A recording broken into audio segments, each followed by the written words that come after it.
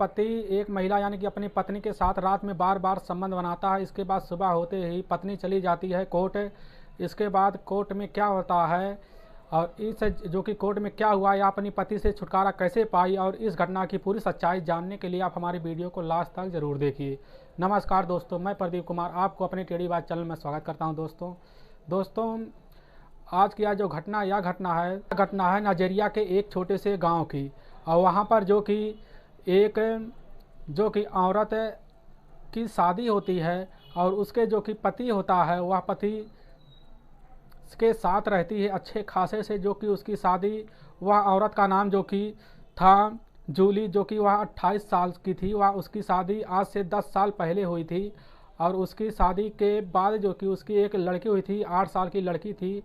और वह जो कि उसका जो पति था शादी होने पर उसके साथ बार बार संबंध बनाता था।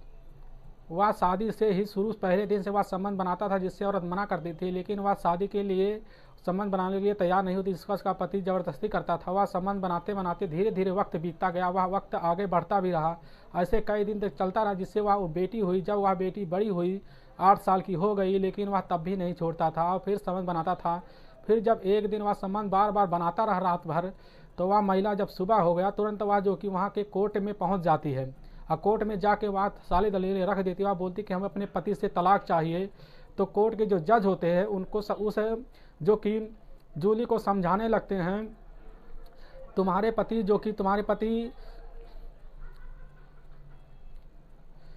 कि आपको हम बता दें, उनके पति का नाम शोएब था। जो कि वह उसकी उम्र जो कि 22 साल थी जब शादी हुई थी। और उसकी जो कि शोएब उसके साथ दरिंदगी से पेश आता था। जब वह फैसला सुनाते वह बोलते हैं कि स्वयं को तुम अपने समझा लो, हो सकता है वह मान जाए, तुम आपस में दोनों, क्योंकि यह घर का मामला है, आगे नहीं बढ़ाना चाहिए इस बात को। लेकिन जो कि शोएब को भी बुलाया जाता है उसी समय, और जज उसको समझा भी देते हैं, दोनों मान जाते हैं। फिर घर जाते हैं, लेकिन वह नहीं मानते। और फिर शोएब जब रात होता है तो उसका मन नहीं मानता, फिर वह संबंध बनाने लगता है। और फिर वह औरत नहीं मानती, जूली फिर जाके पुलिस थाने पहुंच जाती है। वह बोलती है कि साहब कुछ करिए, लेकिन साहब भी तैयार नहीं होते। वह बोलते हैं और उससे पूछते हैं शोएब से, आखिर तुम चाहते क्या? लेकिन वह शोएब कहता है कि क्या करें, हमारा मन नहीं मानता। जब रात होता तो हमारा मन करने लगता है, जिससे हम रह नहीं पाते, और यहाँ जो कि हमें बार बार चाहिए, हमारे अंदर की पूर्ति नहीं होती, हम तो क्या करें। तो साहब उसी समय इन दोनों को समझा कर फिर वापस भेज देते हैं। और वह जो कि फिर कुछ दिन रहने के बाद वापस में शांत भी रहते हैं। फिर कुछ दिन बाद फिर यही कांड करने लगते हैं, संबंध बनाते बार बार। तो जिससे उसी समय जूली एक दिन जब संबंध और उसका जो कि शोएब पति दोनों संबंध बना रहे होते हैं, तो वह बार बार मांग करने लगता है शोएब। तो उसी बीच वहाँ पर एक रखे टोकरी होता है, टोकरी में से जूली चाकू निकाल लेती है। और निकालने के बाद शोएब के जो कि पीछे से वार पे वार की जाती है। और तब तक वार की जाती जब तक वह उसकी सांसें बंद नहीं हो जाती शोएब की। और जब सांसें बंद हो जाती है तो वह समझ जाती है कि इसकी सांसें नहीं रही, तो वह उसको लुपेट के रोने लगती है, क्योंकि वह उससे बहुत प्यार करती थी। और शोएब भी उसे इतना प्यार करता था, लेकिन क्या करे, उसकी यह मजबूरी थी, वह कर रहा था।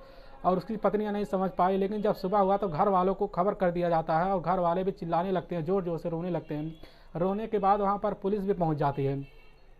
फिर उसी समय जो कि जूली अपने आप को पुलिस के हवाले कर देती है कि साहब मुझसे बहुत बड़ी गलती हो गई, हमारे पति का हमसे खून हो रही थी, क्या करे, छुटकारा नहीं मिल रहा था, तो क्या करे। लेकिन पुलिस उनसे बोलती है कि अब तुम्हारी बच्ची का क्या होगा, क्योंकि तुम्हारी बच्ची अब किसका प्यार पाएगी, क्योंकि तुम अब जेल में रहोगी। लेकिन वह जूली की उसके अपनी मम्मी के हवाले जूली कर देती है, और उसके जो कि बेटी को, अपने लड़की जो 8 साल की थी, उसको हवाले कर देती है, जिससे पुलिस जूली को भी अरेस्ट कर लेती है और उसको अंदर डाल देती है। दोस्तों आप इस घटना के बारे में क्या कहना है? एक छोटी सी हवस जो कि शोएब का एक बहुत बड़ा जो कि कांड बन गया, और उसको अपने जान से हाथ धोना पड़ा, क्योंकि पति पत्नी का आपस का रिश्ता होता है, इसमें दोनों को अपने तरफ से समझ बूझ के काम करना चाहिए, जो कि उसकी मर्जी अपनी मर्जी दोनों को साथ में लेकर चलनी चाहिए। दोस्तों आपकी घटना से क्या सीख मिली? दोस्तों आप हमारे कमेंट बॉक्स में जरूर कहें, किसको क्या सजाना चाहिए था, क्या ये अगर ये करती तो क्या बच सकते थे पहले ही, अगर इनको क्या इनके पास रास्ते होते थे।